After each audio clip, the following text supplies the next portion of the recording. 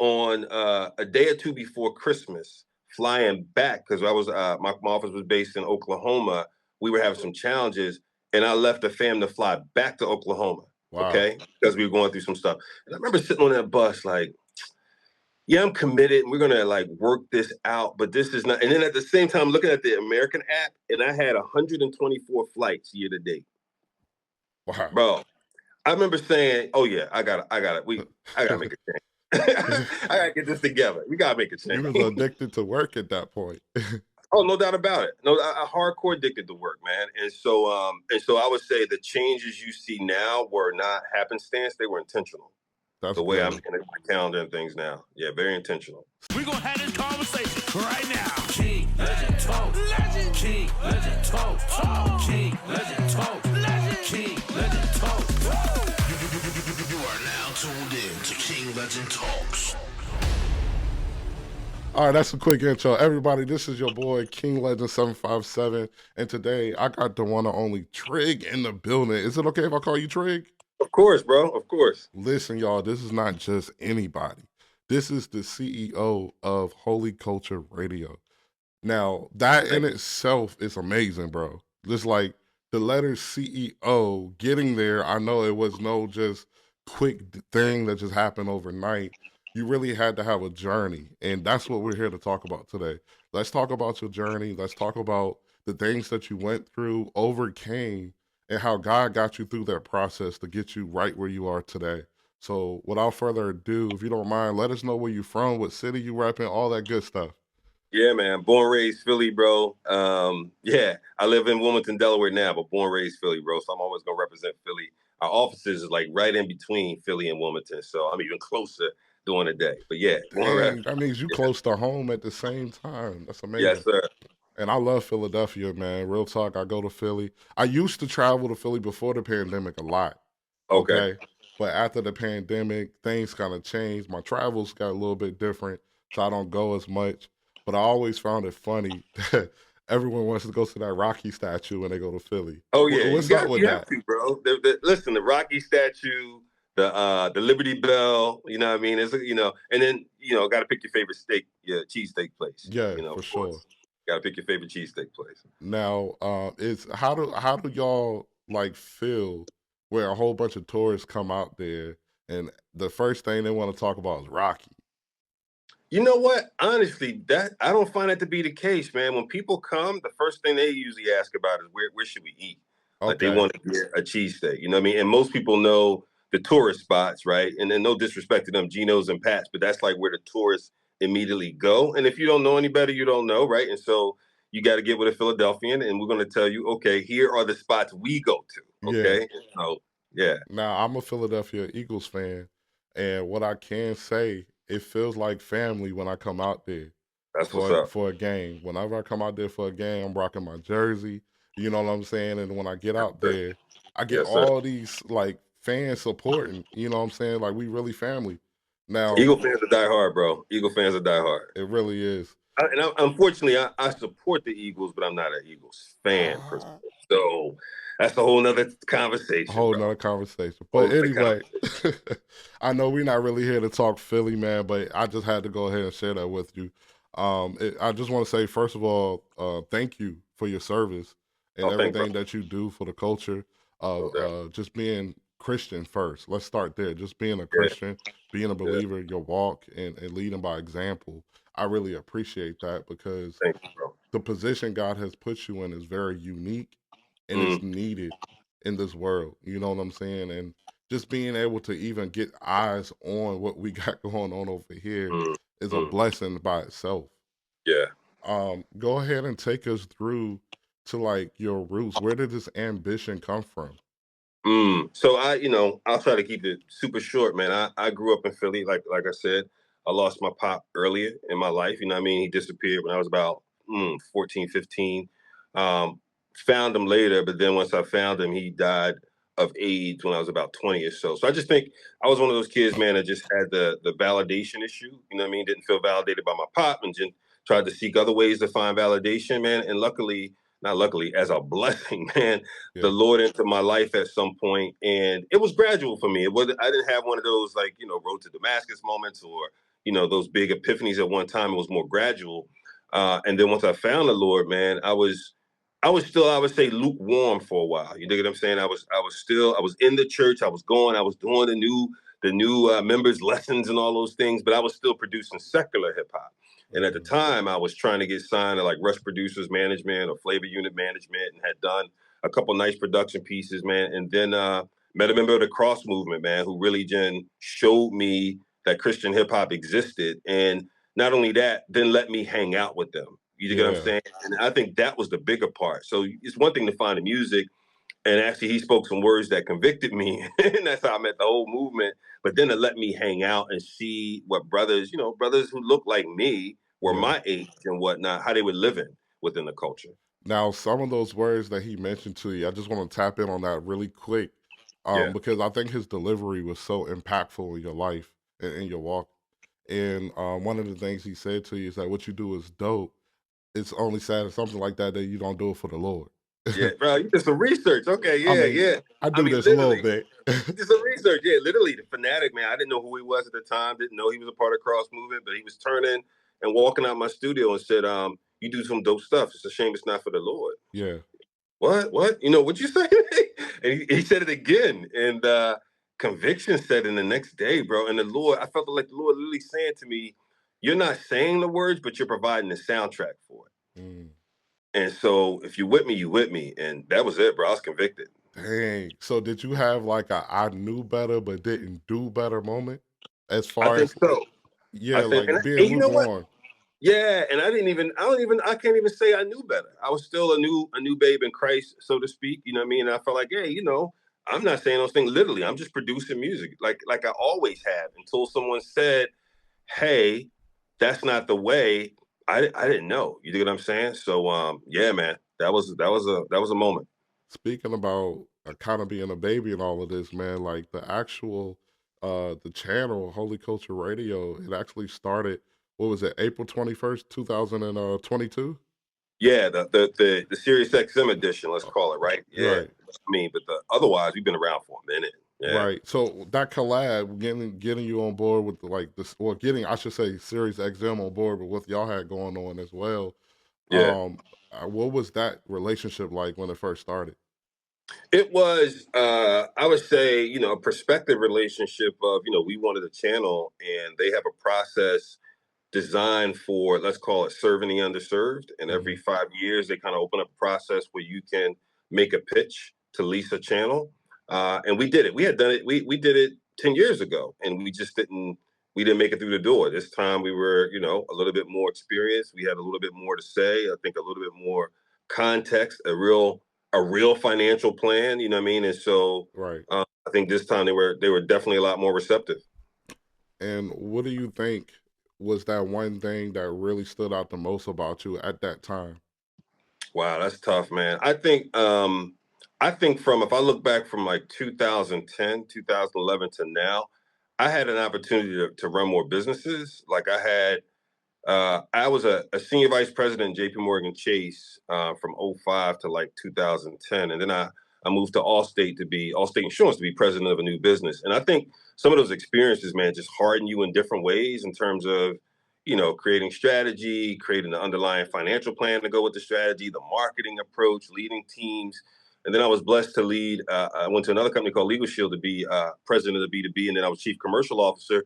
And I think when you lead teams of a couple hundred people and you cross different regions, like, I got used to managing a local team, then managing a US team in different cities, and then managing a small team Yeah, in India, UK, and Australia. And so I just think those different experiences came out in the proposal.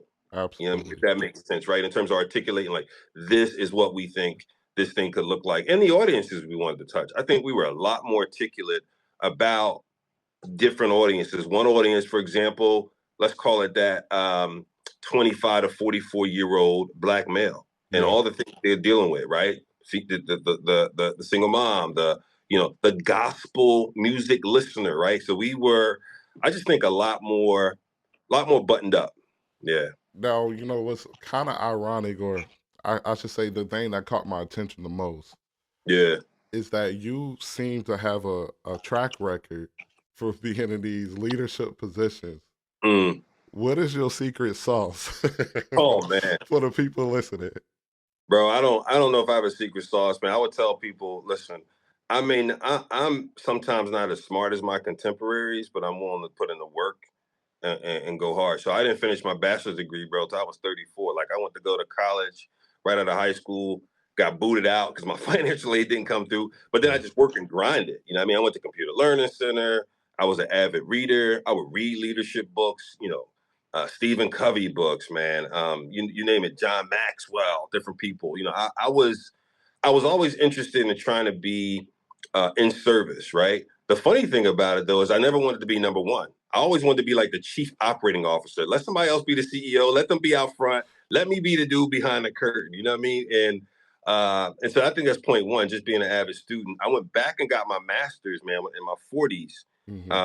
And so that's the second thing I would say. Just be a lifetime learner. And then the third thing, which I think actually is the most important, is to be a good steward of God's gifts and talents, right? I think Hmm. my focus is stewardship. And so, I was saying this the other day to a good friend. Today, the Lord has me in the season of serving through Christian hip hop, but I'm always cognizant of the fact that it is a season. At some point, He could say, I need you to use your gifts and talents here. And I've got to be okay with moving, no matter how much I love Christian hip hop. You know what Right. I'm saying? And so I got to be okay with that. That's so real because it makes me talk about faith. Okay. So for a lot of people, when you get to these levels where we like, all right, I think I made it my comfortable zone. Yeah. And then all of a sudden you get this calling to go somewhere else or change direction. For you, you've been in those positions where many people would have been like, this is it. All right.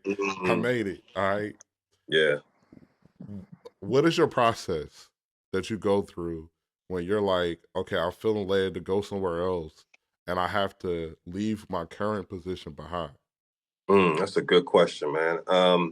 One, a lot of prayer, bro. A lot of prayer and discussion with my wife. Like, let's. I'm gonna pray about it, but let us pray about it, and then if it's the Lord's leading, let's plan for it. Like, Yeah. we have not done the. You know how people tell the stories of, I made a decision and I just slept in my car and then I just made it through. Yeah. That's not me, bro. I ain't built for that. You know what I'm saying? So we pray and then we plan out.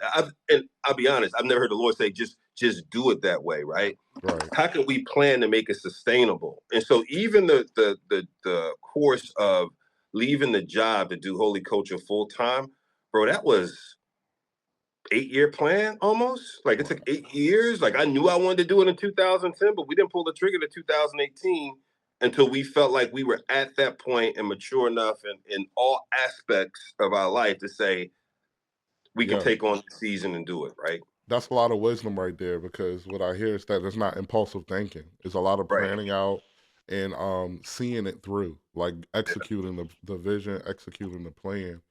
A lot of people we plan we plan to we fail to plan. That's what I'm trying to say. A lot of people fail to actually plan for things in their life and they actually just jump, you know, and not to say that that means they don't have faith or they have you know, too much faith or to say I just think at the same time you just got to be smart and seek God in prayer and allow the Holy Spirit to direct your steps and he will tell you when it's time to make those Absolutely. moves. Um, Absolutely. Another thing that I really respect about you is the way that you got this balance where you put family first. Mm, Because a lot of that can kind of get lost when you're so busy all the time. yeah. And just an experience I had right here, just with this interview with you, something popped up for me. It Right. was unforeseen circumstances, and I was like, "Dang, bro, like we can reschedule this." And you like, "Well, I like to keep this part of my day clear for my Yeah. family." I couldn't do nothing but respect that, and just to hear you say Thank you, bro. that, it Yeah. just made me like, dang, like that's the way to be. Like that's a good practice to have because you got to really check home first. And I want everyone to really tap in and understand like home is your first ministry. No doubt, bro. And I'll be honest, man, there were so many years I did not have that perspective. You know what Yeah. I mean? Earlier in my career, running, trying to prove myself, new corporate guy, chase, vice president. And then when I got promoted to senior vice president, forget about it, bro. I looked up one year, but I tell you when it hit me, bro. One year I was on a day or two before Christmas, flying back because I was my office was based in Oklahoma. We were having some challenges, and I left the fam to fly back to Oklahoma. Wow. Okay, because we were going through some stuff. And I remember sitting on that bus, like, yeah, I'm committed, and we're gonna like work this out. But this is not. And then at the same time, looking at the American app, and I had 124 flights year to date, Wow. bro. I remember saying, "Oh yeah, I got it. I gotta make a change. I gotta get this together. We gotta make a You change." was addicted to work at that point. Oh, no doubt about it. No, I hardcore addicted to work, man. And so I would say the changes you see now were not happenstance; they were intentional. That's The way I'm good. looking at my calendar and things now, yeah, very intentional. See, that's gonna help somebody else out along the journey. They could be right now just like you was in that same go mode all the time, and they like I'm because you know what we always tell ourselves is we're doing it for our family. Right. You know that's our goal, and your family like I want you here. Oh, bro, my wife once said, "I'm okay to downscale." I forget exactly how she said. I'm paraphrasing, but I'm cool to downscale the lifestyle if that means you're here more. Yeah, And when your wife says something like that to you, you can not help but be rocked a little bit. Like it makes you pull back and take stock of everything. You know what I'm saying? yeah, and Yeah, so as of right now, because we're running out of time, brother, I got two quick questions to ask you. What is important to you right now? Like outside of family, what yeah. is important to you in your walk with Christ right now in this very moment? Obedience, man. Just obedience in every area of my life, man. Just trying to. I literally said this to my wife 3 days ago. I'm an idea guy. I'm a creator by nature. I love building platforms. That's a good thing. But sometimes, anything you have can be used to a fault, which Mm, means I'm always ideating and trying and thinking about the next thing to do. And I remember I said to her, and I think just from a point of sharing and wanting that accountability, I don't want to do the next thing until the Lord tells me to do the next thing. that's And real. so I've got tons of ideas and things I think we should be doing to build more platforms and whatnot for CHH. I'm like, you know what? I need to chill until the Lord tells me this is the next thing. And if you could give one word to CHH, what would you say to the entire culture? Oh, wow. That's tough, man. Honestly, bro, I would say keep going. Keep going. There's so many good things happening right now. There's tons of individual successes. There are tons of group successes. There are tons of platform successes. There are tons of diversity in the sonics, the lyric delivery, etc. There's people who are expanding from being artists to full content creators like yourself. You get what I'm saying? Yeah, Who are doing so many things. I would say keep going and just keep going and pressing and double checking and making sure that the Lord is behind it. You know what I'm saying? But keep going. absolutely. I love it. Couldn't have said it better myself. Thank you so much for your time today. It was really an honor to have you here. We got to get you Thank you, back bro. on when we got more time in the future, brother. Happy to, man. You let me know. Absolutely. Thank you again, my brother. Thank you, brother. Good to see you.